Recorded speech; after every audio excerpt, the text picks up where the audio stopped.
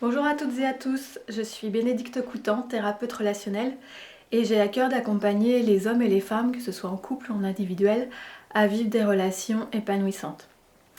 Alors aujourd'hui, ça fait donc une semaine que nous sommes confinés et j'entends et je ressens qu'il peut y avoir un petit peu plus de tension dans les couples, dans les familles.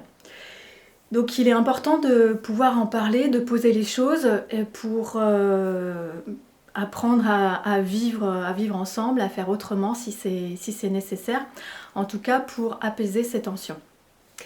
Donc j'encourage vivement à ce que vous puissiez en parler avec votre partenaire, mais avant ça, il est important d'être conscient que chacun est responsable de ses émotions, de ce qu'il ressent, et c'est pas parce que l'autre nous énerve que c'est lui qui est responsable. Si je suis énervée par ce que fait l'autre, ce qu'il fait ne va pas forcément énerver l'autre personne qui est dans la maison. Donc je prends conscience que c'est moi qui ressens ça, que c'est moi qui ressens cette émotion, avant de le partager à l'autre pour pas tout lui mettre sur la figure. Voilà, c'est pas l'idée. Et pour pouvoir parler de soi et pas de l'autre, parce que sinon on va être dans du reproche et ça risque de faire accumuler les tensions au lieu de les apaiser. Ensuite, pour pouvoir en parler tranquillement, il est bon également, avant de dire ce qui ne va pas, de pouvoir poser ce qui va. Voilà. Parce qu'il n'y a pas que des choses qui ne vont pas bien entre vous. Pour que l'autre puisse vous entendre et sache que vous avez envie de régler le problème et pas simplement de lui faire toute la liste de ce qui n'a pas été dans la journée ou depuis quelques jours, il est bon que l'autre sache que vous avez envie d'être avec lui, envie que les choses s'arrangent, soient tranquilles dans la maison. Et donc c'est important de poser voilà, ce qui a été bien, ce qui est chouette, ce que vous aimez de l'autre. Alors il ne s'agit pas de lister et de le dire sans le ressentir, hein.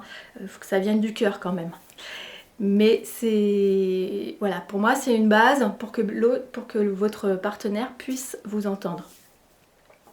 Et puis une fois que c'est clair en vous, que vous savez donc que vous êtes responsable de vos émotions, que vous voulez le partager avec l'autre, l'idée aussi c'est de savoir que même si la conversation n'est pas facile, vous pouvez vous arrêter et reprendre cette conversation parce que votre objectif c'est de régler le problème. Et c'est pas obligé que ça se fasse dans la minute, ça peut se faire dans l'heure, dans la journée ou le lendemain si la discussion est trop compliquée à un certain moment. Donc posez avec votre partenaire que vous voulez vous engager à régler le problème. Si problème il y a, hein, s'il ne s'agit pas juste de poser vos... Alors oui, pour être clair, s'il s'agit juste de poser ce que vous ressentez, dites-le à votre partenaire. Parce que souvent, quand on dit ce qu'on ressent, ce qui est difficile pour nous, l'autre peut être, lui, à chercher des solutions de comment je vais faire pour que tu ailles mieux. Alors que souvent, on n'a pas besoin de ça, on a juste besoin d'être entendu et écouté par l'autre. Donc dites-le déjà pour commencer à votre conjoint ou à votre conjointe que vous avez juste besoin d'être entendu, d'être écouté et qu'il n'y a pas besoin d'apporter des solutions. Voilà, parce que sinon quand l'autre vous apporte des solutions, vous dites « Ah, tu comprends pas, tu comprends pas ce que je ressens » parce que vous n'êtes pas sur le même mode de communication. Donc posez-le dès le départ.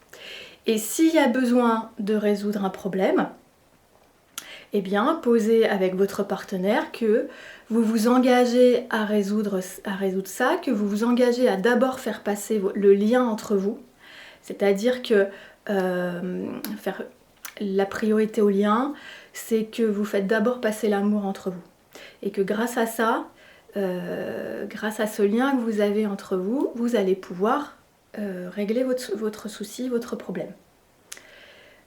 Si vous n'arrivez pas à le régler rapidement, vous vous arrêtez et vous refaites du lien. C'est pas parce que vous vous prenez dans les bras, que vous vous souriez, que vous dites à l'autre que vous êtes bien avec lui, que vous l'aimez, que vous allez laisser tomber le problème. Non. Vous refaites du lien pour pouvoir le régler facilement. C'est ça l'idée.